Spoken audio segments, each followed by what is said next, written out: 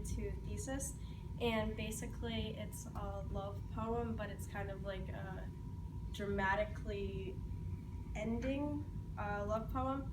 It's so it starts off that Ariadne is kind of talking, and she said that she's alone now on this island that Theseus left her on, and she's really upset about it, obviously.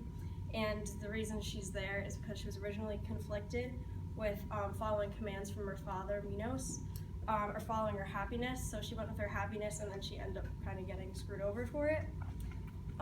So he ended up leaving her on the island, and she ends up cursing him to the gods, and she's angry at him.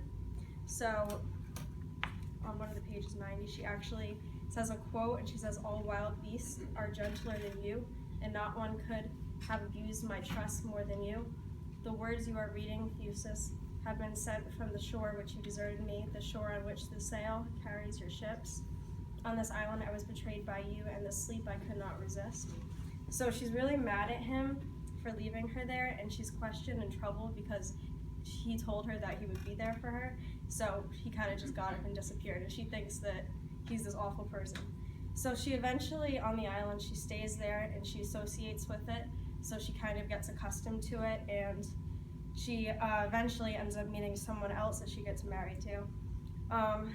So Dionys finds Ariadne and marries her, but she still is disappointed about Theseus. She kind of always is upset about that. So the poem is like many others that Ovid writes.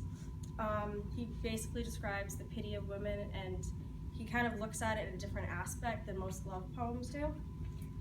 It's kind of funny though, because since she found another man, she still is kind of conflicting the fact of Theseus throughout it. So even though she's apparently with someone else, she still is kind of thinking about him and how he screwed her over. So again, Ovid, he really goes into kind of describing the perspective of women, which is kind of a big thing in this time because there wasn't many writers in that time, first off, and this is just when it started, the Roman poetry is starting to establish into like real poetry.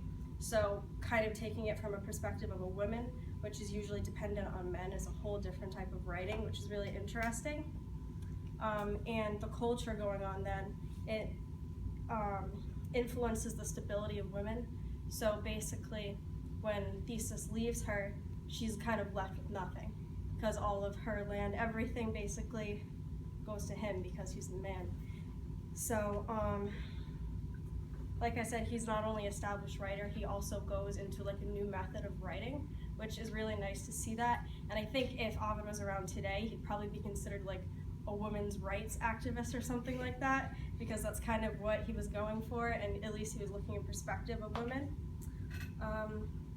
So I think he definitely took a huge step in Roman myths, and he reflected on women in society back then and also connects to today.